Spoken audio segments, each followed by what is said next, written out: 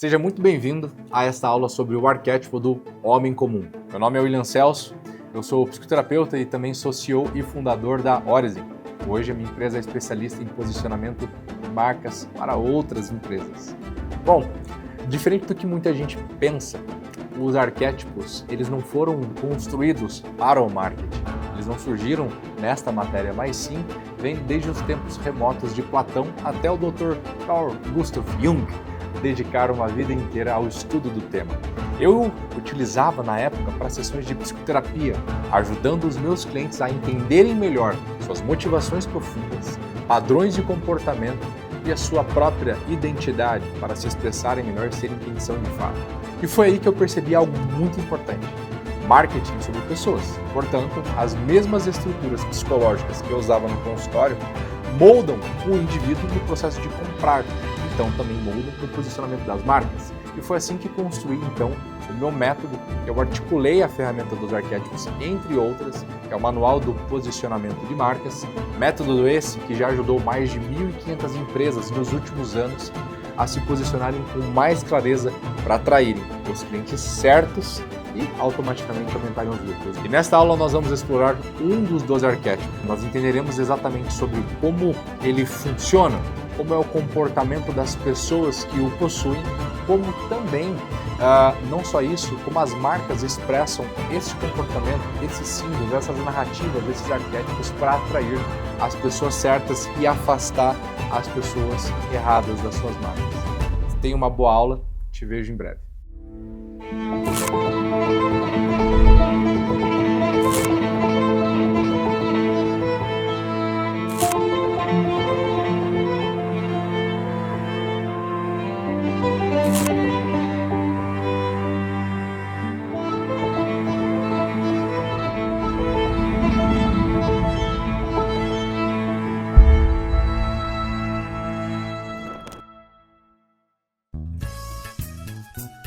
O homem comum, olha só essa música, deixa a vida me levar. O homem comum é o lado que existe em você e em mim, onde a gente quer colocar as pernas para cima um pouco e deixar a vida nos levar um pouco. Porém é óbvio, nós temos um problema aqui grave no homem comum. Esse deixar a vida me levar, ela parte para uma vida também ao mesmo tempo hedonista, uma vida luxuriosa, uma vida em prol dos prazeres mais baixos, em prol da gula e em prol da luxúria. No caso aqui nós não temos pecados muito claros como a avareza, por exemplo, tem de tudo um pouco, mas os mais claros e os mais consistentes nesse comportamento é a luxúria e a gula. Então quando a gente vê uma pessoa que não consegue emagrecer, uma pessoa que está com muitos problemas psíquicos, uma pessoa que está com problemas sexuais, a gente tem esse problema que é o quê? A tal da luxúria, tá? Bom, seguindo aqui, agora você vai assistir um comercial das Havaianas, uma marca que traz muito do homem comum. Tanto que é uma marca que você pode ver que qualquer um tem, rico, pobre, é ao nosso lado de realmente colocar os chinelos e relaxar. E contemplar um pouco a vida num sentido raríssimo no homem comum, claro, mais alto, ou simplesmente de descanso, ou no caso, para infelizmente a grande maioria, como eu já falei, uma vida mais baixa, uma vida mais hedonista. Ei, aqui, sabia que dá pra ouvir o mar aqui nessa costa? É comercial de Havaianas, né? O quê? Uma celebridade na praia de Havaianas falando com desconhecido só pode ser. Olha lá, vendedor de Havaianas, figuração de Havaianas, golzinho de Havaianas, salva-vidas de Você é bem Havaianas. doido, né? Eu tô perguntando se você quer ouvir o mar na concha. Só isso, não quer ouvir, ó? Não escuta. Jura que não é comercial? Ai, Então, eu quero ouvir. Quero ver a concha.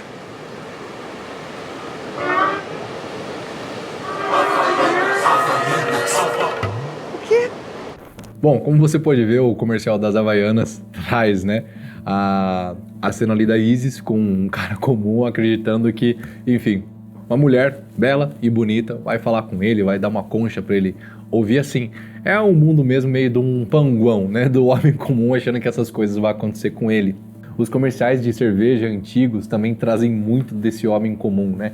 É a hora de relaxar, é o happy hour, é o horário ali de realmente trazer o nosso lado ali dos nossos sonhos malucos ali. E você vai perceber que o homem comum ele tem uma ligação, quando na sombra dele, relacionada também a problemas da psique ou da alma relacionados à luxúria.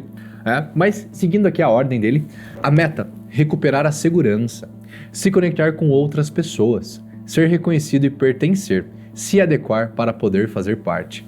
Gente, aqui nós temos um problema gravíssimo social, que é o quê? As pessoas que não criaram a própria personalidade, elas não encontraram a terra prometida, ou seja, o paraíso dentro de casa, por instabilidade psicológica dentro de casa, ou pela própria instabilidade mesmo. Pessoas que não conseguiram, então, elas se decepcionaram com o inocente. A vida ela é triste mesmo, e é isso. E essas pessoas têm como meta de vida, então, recuperar a todo custo essa segurança, que é uma ilusão, porque não existe a segurança em si. A vida ela é uma sinuoide, e conectar com outras pessoas. Então, são pessoas que elas anulam a própria personalidade para pertencer ao grupo. Então, muitas vezes as pessoas nem confiam nas coisas que o grupo traz. É como você pode perceber as crianças numa classe de aula, né? Às vezes você nem gosta do clubinho ali que você é incluso, mas você pertence a ele só para pertencer. Você fala coisas, você participa de coisas somente para realmente pertencer do grupo. Quem nunca? Você deve ter visto isso na escola. A criançada, muitas vezes, ou você com seus amiguinhos antigos, ou até você mesmo, fazia coisas que o grupo, ou como fofoca, ou falar mal do outro, ou tacar borracha em alguém, simplesmente porque a força do grupo estava fazendo aquilo. Você fazia de uma forma meio que inconsciente, só para pertencer e não se sentir, então, excluído. Então, no caso, hoje nós temos uma geração adulta completamente isso. Pessoas que repetem os costumes das outras somente para pertencer àquele grupo, para não se sentirem abandonadas porque não são capazes de seguir o próprio caminho e criar a própria individualidade, porque são pessoas sem força na personalidade. O medo, se diferenciar. Olha só que pesado isso aqui, já que eu dou contexto. E por conta disso, as pessoas levantarem questões contra ele, consequentemente ser exilado ou rejeitado. Ele ser diferente, como por exemplo começar a estudar ou começar a fazer coisas diferentes, ele começa a ser sempre visto como o otário, ou como um idiota, ou como o cara que está abandonando nós. Tem uma marca muito interessante que eu já posicionei, que é do Favelado Investidor, que são presentes na Forbes, inclusive, que o que aconteceu? Eles, de fato, né, começaram o projeto deles na favela. Eles eram muito pobres, o Murilo e o Vinícius, que são sócios, começaram o projeto deles, de fato, com um celular velho, fazendo as edições de forma arcaica e produzindo vídeos para o YouTube. No caso, logo a galera da comunidade começou a segui-lo de forma fervorosa, trazendo ali para as pessoas que era possível começar seus investimentos com R$1, R$5, com R$10. Então dando esperança a essas pessoas da comunidade, as pessoas mais pobres. E aí no caso eles começaram a ficar ricos, porque o projeto começou a dar super certo, apareceram, como eu falei, na Forbes, eles foram gravar os podcasts com muitas pessoas, enfim. E o que começou a acontecer? Eles pensaram, cara, agora que a gente tem grana, vamos comprar umas câmeras pica, estilo essas aqui que você tá vendo, um cenário bonito, não sei o que lá, vamos tocar o pau, né, pô? Porque agora a gente tá melhor. E o que aconteceu? Imediatamente a galera começou a se desconectar e começou a dar hate nele, dizendo, você abandonou nós, né, você abandonou a favela, tal, não sei o que lá. Pelo simples fato que ele melhorou um pouquinho as roupas dele e pelo simples fato também que ele começou a ter uma qualidade de imagem melhor. O engajamento caiu muito e as vendas também caíram. O que a gente fez? Quando eu fui posicionar a marca deles, eu fui pra favela onde eles moravam. E era favela mesmo, né? Morro mesmo. Sem ruas para carros, nada, só vielinhas muito fininhas assim, as casas uma em cima da outra. Uma cena mesmo de favela de verdade. E olha que interessante, eu fui pra lá e passei um dia na favela com eles, por quê? Porque eu queria entender quais eram os símbolos da favela e o que essas pessoas de fato consumiam como ideias e consumiam como senso de comunidade, os programas de televisão e o que era ali de fato que essas pessoas acompanhavam. O que eu percebi? Que pelo fato que eles começaram então a ter uma marca que começou a ficar chique, a galera não se conecta. Você pode perceber que pessoas mais pobres mesmo, ela fala assim, não, isso aí é pra gente rica, isso aí é coisa de rico e que não sei o que lá. E essas pessoas não vão entrar numa loja chique, num shopping chique, elas vão entrar na onde elas pertencem, que é o povão. Bom, o que a gente fez?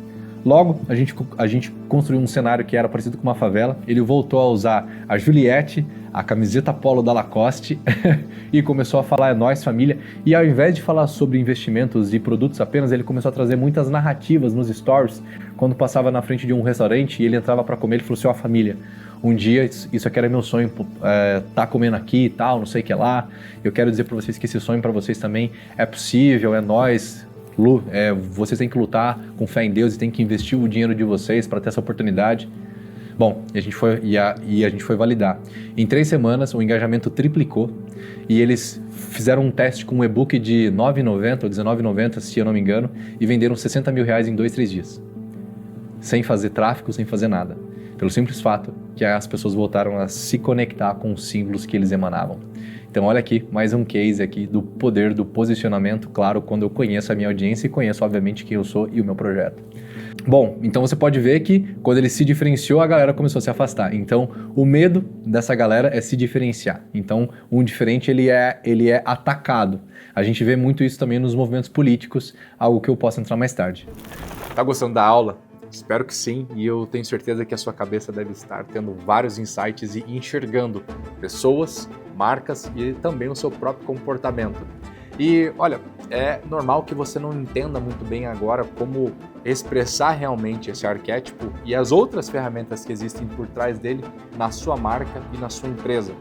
Então, é por isso que nós temos uma análise de posicionamento. Nós vamos trazer para você conselhos e luzes sobre o que está acontecendo com o seu posicionamento e a partir disso entendermos se nós podemos ajudar mais ainda a sua empresa a se posicionar da forma certa para atrair os clientes certos. É só você clicar aqui no botão abaixo para que você converse conosco preenchendo a ficha de interesse. Resposta ao problema, ao dragão. Impotência, desejo de ser salvo, complacência cínica. Ah, é assim mesmo, deixa pra lá. O desejo de ser salvo, alguém tem que me salvar. Essas figuras procuram sempre um herói para salvá-las dos seus perigos, né? Elas não combatem o mal, elas são complacentes muitas vezes ao mal somente para pertencer. E a impotência, não tem reação ao mundo, não tem reação aos problemas. Tarefa.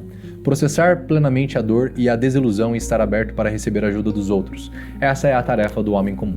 A tarefa é perceber que ele tem dores, que houve essas desilusões do paraíso, que ele foi expulso, né? Que não encontrou o paraíso então dentro de casa e etc. E entender que ele pode receber a ajuda dos outros, que ele pode se ver como menor e pequeno e a partir dali começar um trajeto para melhorar quando ele recebe a ajuda desses mentores, que é a vida, que são os livros, que são os cursos, que pode ser também o estudo, né? Ou um amigo superior.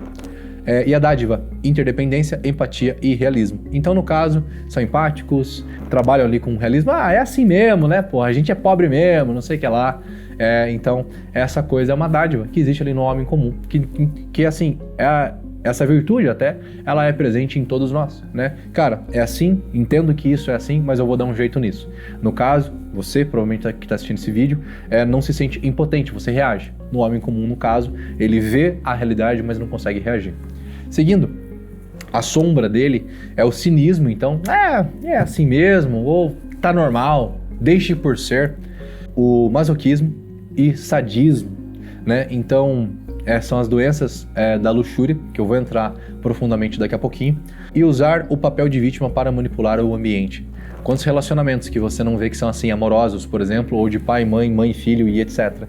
Né? Então são manipulativos. As pessoas se fazem de vítimas, se fazem de mais fracas, elas se fazem de pessoas que não têm esse poder, né? E etc. E começam a manipular o ambiente para ganharem atenção. É muito comum, por exemplo, até em relacionamentos que uma das pessoas provoca a briga, provoca aquela treta do século, e quando ela recebe a atenção do seu namorado, ou da sua namorada, ou marido e esposa, mesmo sendo num contexto ruim, de raiva, briga, grito, xingo e tristeza, essa pessoa se sente, entre aspas, amada, porque ela está recebendo essa atenção. Olha só que interessante, eu falei, né, que é como se fosse, né, o espaço para receber a alma ali. Esse recipiente, né, esse recipiente que no caso deveria armazenar a alma, é como se fosse um recipiente furado. Por mais que essa pessoa receba amor, afeto, carinho, beijo, nunca é suficiente. Porque ela se sente consistentemente não encontrando a perfeição do paraíso, porque ela não sabe lidar com a realidade como ela de fato é e não luta contra essa realidade, então automaticamente essa pessoa sempre vai ocasionar problemas, porque naquele amor mesmo, como eu falei, de raiva, ódio, ela está recebendo naquele momento atenção, e a atenção é um simbolismo do amor. Então, mesmo no inferno, ela criando um inferno, para ela é bom, porque é um momento que ela pelo menos se sente viva mesmo no meio de uma briga muito feia. O chamado, né? A vida ali batendo na porta. Abandono, traição e autotraição, desilusão, discriminação e vitimização. O que é esse chamado então? Quando isso for acontecendo, porra, melhora! Tá acontecendo o abandono, tá acontecendo traição, tá acontecendo autotraição, você mente pra si mesmo, a desilusão, a vitimização. Caralho, isso tá errado. Eu tenho que criar força para reagir contra isso. Então é a vida batendo na porta dessa pessoa, de uma forma negativa, para que ela perceba que a vida dela não funciona. E automaticamente cabe a ela amadurecer, melhorar e começar a evoluir. Os 3 níveis. O nível 1, aprendendo a reconhecer uma promessa verdadeira, abandono, vitimização, impotência e perda de confiança nas pessoas e instituições através das quais a autoridade é exercida. Então ela aprende a reconhecer ali uma promessa, enfim, como verdade ou falsa. Num primeiro momento ela se sente abandonada, tal, mas ela começa a entender esse certo funcionamento do mundo, mas não o acata. Aceitação. 2, né? A aceitação da necessidade de receber ajuda, estar disposto a ser ajudado e resgatado. Entendendo então que ela tá passando por aí no caso pelo processo de se sentir vítima, de se sentir abandonada, ela fala assim, não, pera aí, mas minha vida não tá funcionando, eu preciso melhorar. E aí no caso ela começa a entender que ela pode receber ajuda e conforto, como por exemplo um terapeuta. 3. Substituição da confiança nas autoridades, confio só naqueles que cuidam de mim, por uma interdependência. Eu começo a ser independente, com outras pessoas que se ajudam mutuamente e se associam para lutar contra a autoridade estabelecida, desenvolvimento de expectativas realistas. Então, ela começa a combater um mal, ela começa a combater algo ruim, ela começa então a se levantar contra as injustiças que está acontecendo com ela, começa a receber uma certa ajuda e a lutar contra isso de uma forma que ela começa então a amadurecer, ela começa a ganhar essa força no mundo e ela começa a desenvolver, cara, o mundo é assim, eu preciso começar a combater isso. Então aquela impotência que é uma fraqueza começa a se transformar então numa fortaleza dela resistir ao caos, de resistir ao bolo e de resistir à pornografia, de resistir ao próprio mal que ela provoca para ela mesma. Ela entende que isso é ruim e ela precisa começar a se unir com pessoas melhores ali do que ela, a livros e etc, para amadurecer e conseguir progredir. Agora, o que a gente vai fazer? Eu vou tirar alguns minutos aqui para explicar para você sobre a sombra do homem comum, porque aqui você vai entender exatamente o que está acontecendo no nosso mundo contemporâneo, onde o hedonismo, onde a pornografia, onde esse mal deixa e torna essas pessoas escravas. O homem comum hoje é uma representação média de 80% a 90% da população mundial e falando exatamente do Brasil, o homem comum ele é o maior arquétipo predominante na nossa sociedade, tá? Então, quando eu falo mundial, é óbvio que países têm uma taxa menor e países têm uma taxa maior. Mas falando de Brasil, nós temos hoje 80% a 90% da população escravizadas pela sombra do homem comum. Porque qual é o problema? Quando você entra na sombra de um comportamento, de um arquétipo, é como se você colocasse todos os seus outros conselheiros, os outros arquétipos, numa masmorra, os prendesse lá e deixasse esse homem comum como o governante, como o líder da tua psique, como o líder da sua alma. Então, no caso, você deixa de ouvir as vozes dos outros conselheiros que poderiam te tirar disso. Então, é um processo de adormecimento da personalidade, aonde, no caso, você é sucumbido a um rei louco, né? Você já deve ter visto nas histórias, nos contos de fada, e por aí um rei louco. Esse rei louco, ele basicamente prende a todos aqueles que são contra aquilo que ele fala ou faz. Ele os prende ali numa masmorra para que ele não ouça mais as vozes e siga somente aquilo que ele quer. Ele é um tirano. Então, a sombra de um arquétipo, ele tiraniza a personalidade, não só do homem comum, mas como de todos os outros. Quando uma pessoa está no aspecto sombra do arquétipo, ou seja, na parte negativa do comportamento, e ela fica muito tempo nisso, esse aspecto da psique, ou seja, a sombra aí desse arquétipo, ele vai não só escravizar, mas vai tiranizar o resto. Ele faz com que todas as forças interiores funcionem em função do que ele quer e dos seus desejos. No caso aqui, o hedonismo, que é o prazer da carne, são as paixões rápidas. Então, eu quero somente me satisfazer dos prazeres mais imediatos e dos prazeres mais rápidos.